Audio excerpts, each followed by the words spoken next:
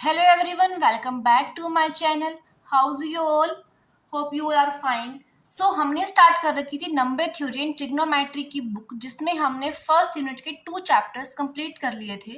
और आज हम स्टार्ट करने वाले हैं trigonometry portion, that is chapter 8 circular functions of a complex variable.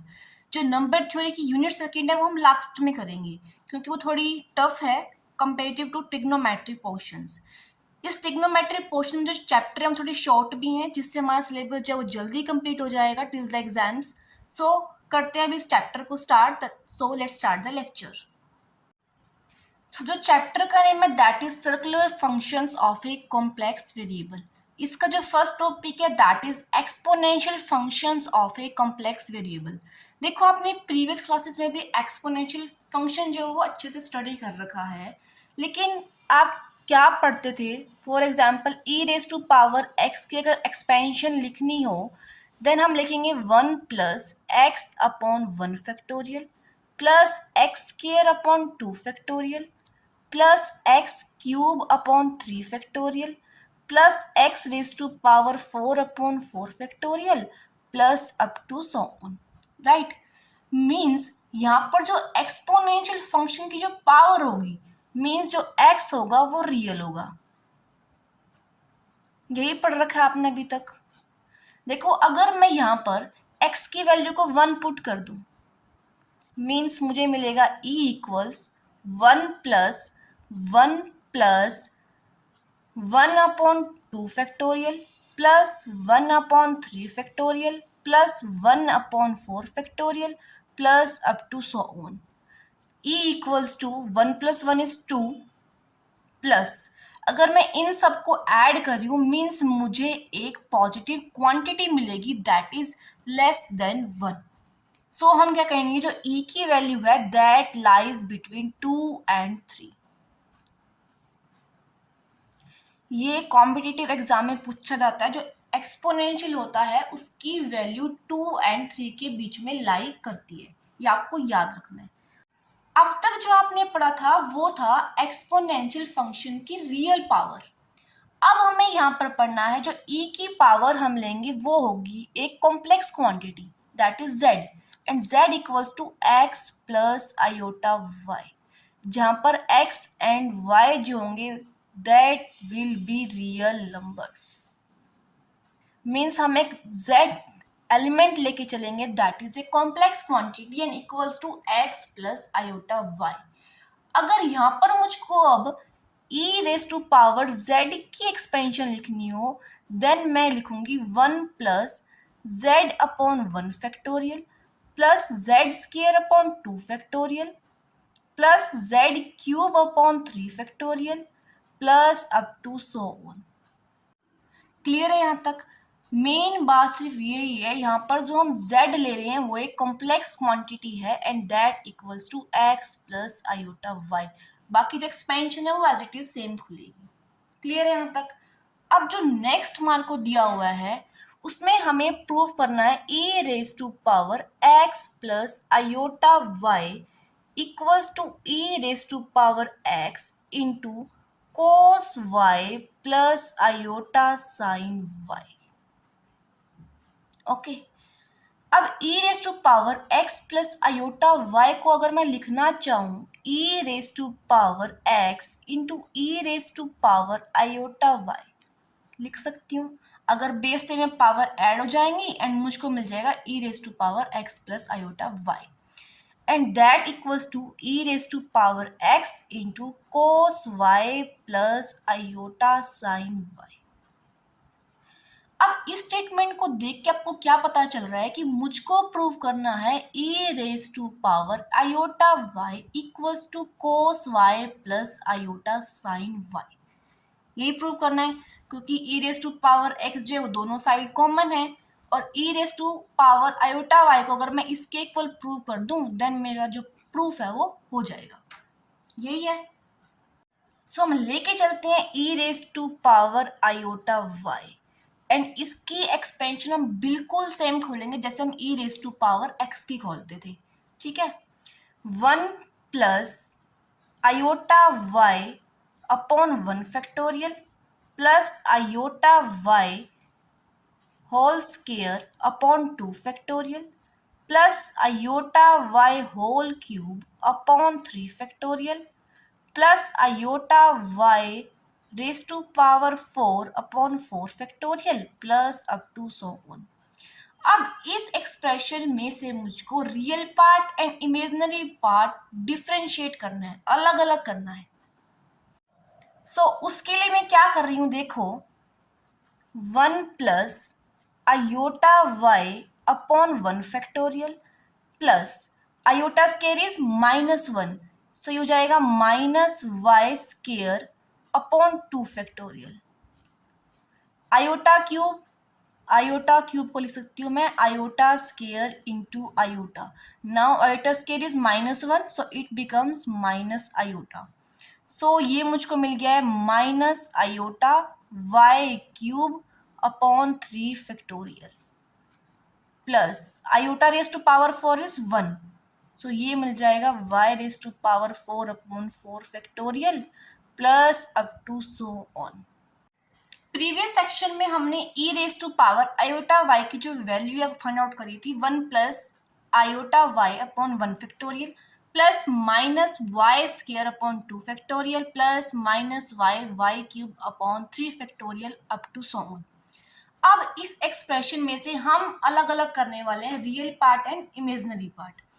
उसके लिए 1 minus y square upon 2 factorial, ये भी रियल पार्ट है, plus y raise to power 4 upon 4 factorial up to so on. इसको हम रख लेंगे एक साइड क्योंकि ये क्या है, रियल पार्ट है e raise to power iota y का। एंड इमेजिनरी पार्ट के लिए हम कॉमन ले रहे हैं इन सब में से प्लस आयोटा। यहाँ क्या बचेगा y अपॉन 1 फैक्टोरियल, सो उसे लिख सकते हैं y। यहाँ से कर लें तो हम minus y cube upon 3 factorial and next term में से हमें मिलेगा y raise to power 5 upon 5 factorial and up to so on. Sorry यहाँ नेगेटिव साइन आएगा क्योंकि अल्टरनेट साइन आएंगे। ओके अब देखो हमें पता है जो एक्सप्रेशन ये आ रही है 1 minus y square upon 2 factorial plus y4 upon 4 factorial, ये किसकी एक्सपेंशन है, कोस y की। पढ़ रखी है ना आपने, कोस y की एक्सपेंशन क्या होती है 1 minus y square upon 2 factorial plus y4 upon 4 factorial up to so on. And जो ये एक्सपेंशन हमारे पास आ रही है वो है साइन y की, पढ़ रखी होगी आपने प्रीवियस क्लासेस में।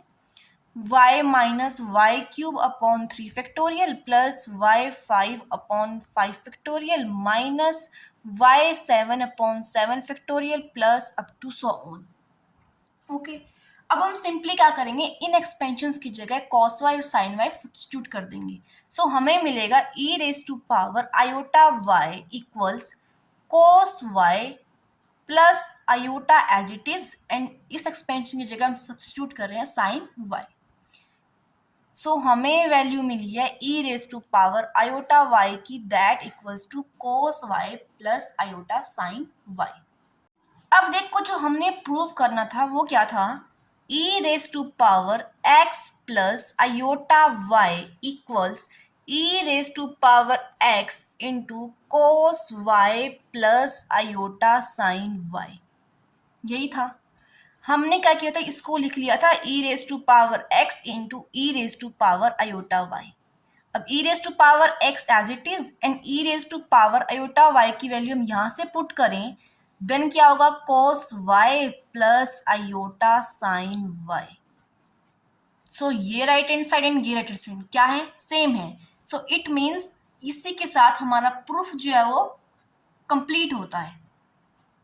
हमने क्या किया है, e raise to power x plus iota y को प्रूव कर दिया equals to e raise to power x into cos y plus iota sine y। And जो ये वैल्यू आपको याद भी रखनी है, एक तो ये e raise to power iota y equals to cos y plus iota sine y, क्योंकि इसका एग्जाम्पल्स में भी यूज है। ओके एंड इस e raise to power x plus iota y की जो वैल्यू है that equals to this one, ये आपको याद रखनी है। क्लियर है। अब उसके बाद हम देखते हैं प्रॉपर्टीज ऑफ एक्सपोनेंशियल फंक्शंस, जिसमें हमें फर्स्ट प्रॉपर्टी गिवन है product of exponential functions. Product of exponential functions. इस प्रॉपर्टी का जो दूसरा नेम है दैट इज इंडेक्स लॉ। ये बाय नेम भी आपसे पूछा जा सकता है एग्जाम में।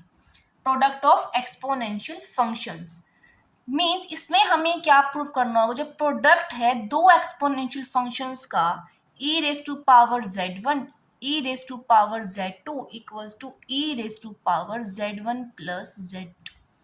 मीन्स ये कहता है कि अगर हमारे पास दो एक्सपोनेंशियल फंक्शंस हैं जिसके डिफरेंट पावर्स है and that are complex quantities, so अगर हम दोनों का प्रोडक्ट कर रहे हैं देन वो पावर्स जो है वो ऐड हो जाएंगी।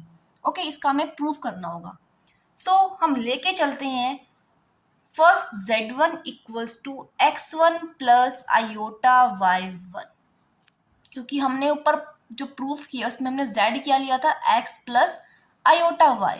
सो हम z1 एंड z2 दो डिफरेंट कॉम्प्लेक्स नंबर्स ले रहे हैं, जिसमें z1 हमने लिया x1 plus iota y1 and z2 हम लेंगे x2 प्लस आयोटा y2।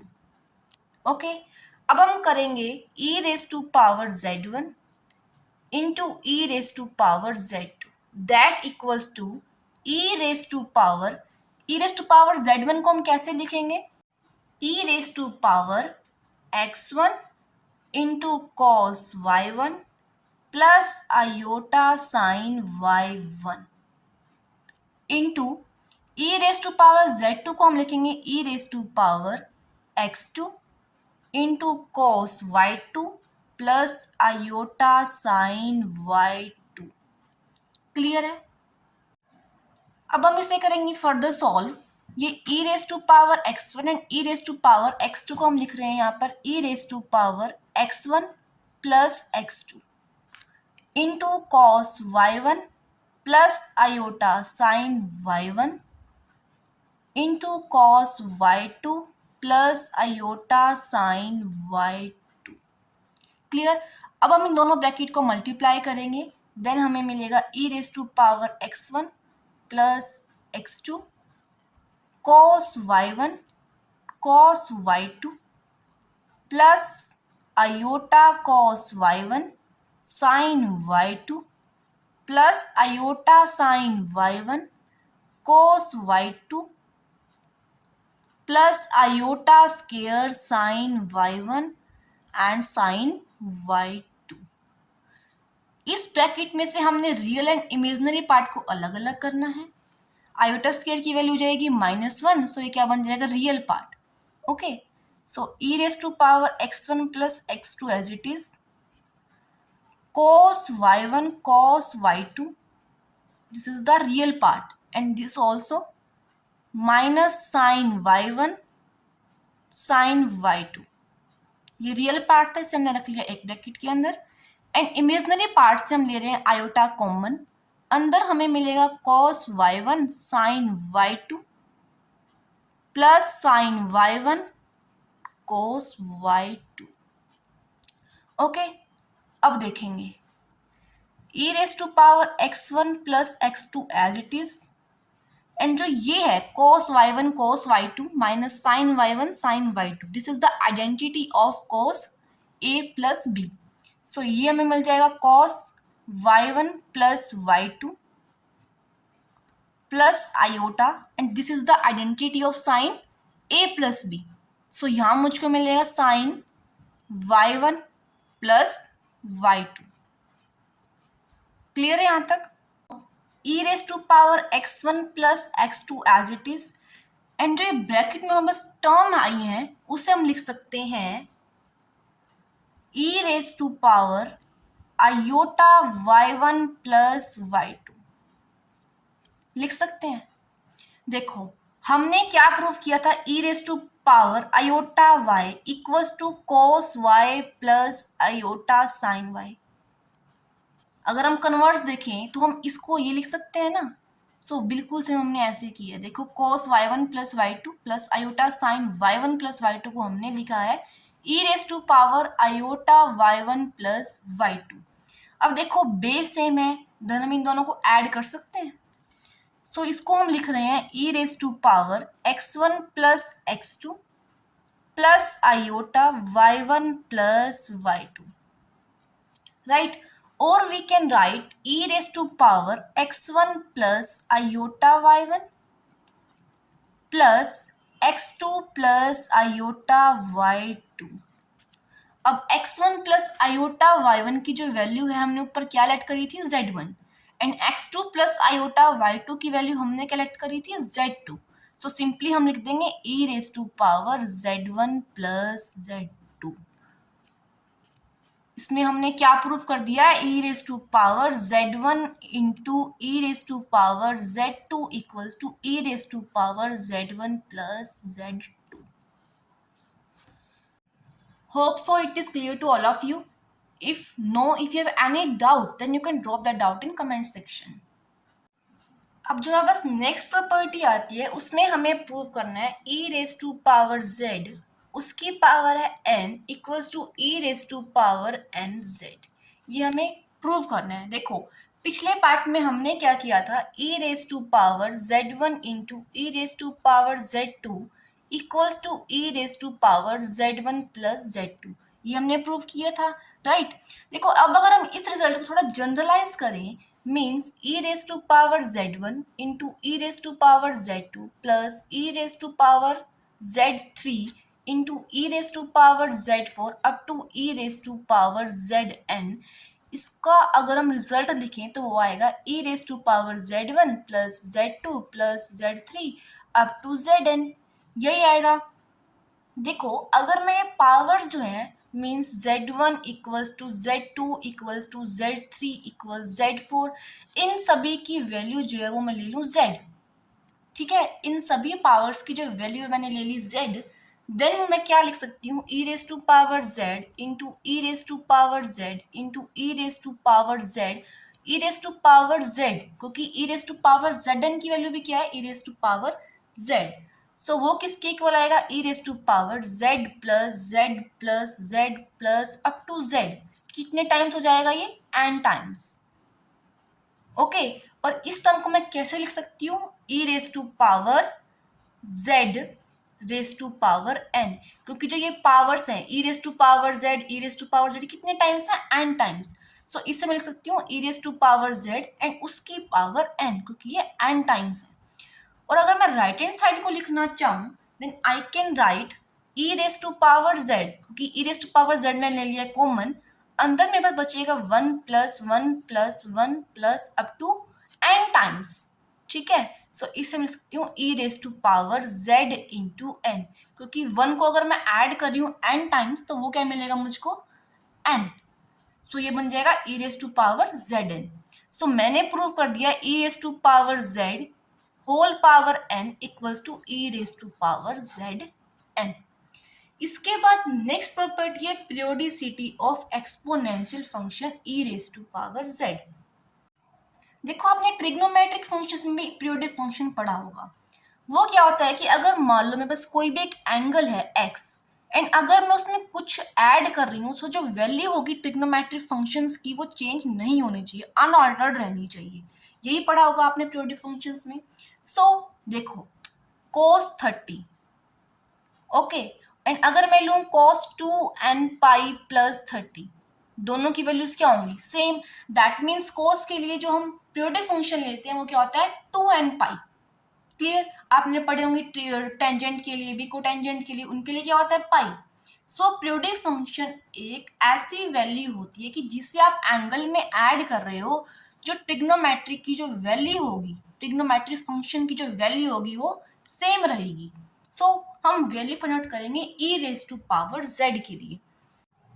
आपको पता है e raise to power z equals to क्या होगा, z की वैल्यू क्या थी x प्लस आयोटा y, इसकी वैल्यू हमने क्या फाइंड आउट करी थी, e raise to power x into cos y plus iota sine y, यही फाइंड आउट करी थी हमने। अब हमें पता है कि cos y and sign y के लिए पीरियोडिक फंक्शन क्या होगा 2n पाई, पता है हमारे को। सो हम क्या करेंगे, e raise to power x and cos y की जगह हम पुट कर देंगे y प्लस 2n पाई, क्योंकि y में अगर हम 2n पाई ऐड करें तो हमारे को कॉस y मिल जाएगा, plus iota sine y plus 2n पाई, क्योंकि साइन में भी अगर हम 2n पाई ले रहे हैं तो साइन y रहेगा। अब n क्या है यहाँ पर? इंटीजर। n की वैल्यू है 1 2 3, कुछ भी हो सकती है। अब देखो e raise to power x, अरे इसको मैं कैसे लिख सकती हूँ? e raise to power iota y plus 2n pi. इसलिए मैंने कहा था कि जो e raise to power iota y की जो वैल्यू थी हमने फाइंड आउट करी थी cos y plus iota sine y। इसलिए मैंने कहा था कि आप इसको याद रखना, क्योंकि ये एग्जाम्पल्स में एंड अदर प्रॉपर्टीज में भी यूज होने वाली थी। ओके, सो अब हम इसको अगर ऐड कर रहे हैं तो मुझको मिलेगा e raise to power x plus 2n pi iota. Sorry, यहाँ पर आयोटा y भी आएगा। e raise to power z equals e raise to power x plus 2n pi iota plus iota y। अब x प्लस आयोटा y क्या हो जाएगा हमारे पास? z। इसको मैं लिख दूंगी e raise to power z equals e raise to power z plus 2n pi iota. अब देखो ये दोनों वैल्यूज क्या आ गई हैं? इक्वल। दैट मीन्स अगर हम z के अंदर 2n पाई आयोटा अगर एंगल ऐड कर रहे हैं, फिर भी वैल्यू बस क्या आ रही है? e raise to power z। That means 2n pi iota is the periodic function of e raise to power z। And अगर यहाँ पर हम n की जो वैल्यू है वो स्पेसिफाई कर दें, दैट इज n की वैल्यू हम क्या ले रहे हैं? 1। फर्स्ट वैल्यू हम 1 ले रहे हैं। सो हम क्या कहेंगे, जो 2 पाई आयोटा है that is the periodic function of e raise to power z। So यहाँ तक आपका जो कंसेप्ट है बिफोर द एक्सरसाइज 8.1 वो कंप्लीट होता है। एंड नेक्स्ट लेक्चर के अंदर हम करने वाले हैं examples of exercise 8.1। So that's all for today. If you have any doubt in this lecture, so you can do comment in comment section. Stay tuned for the upcoming lectures.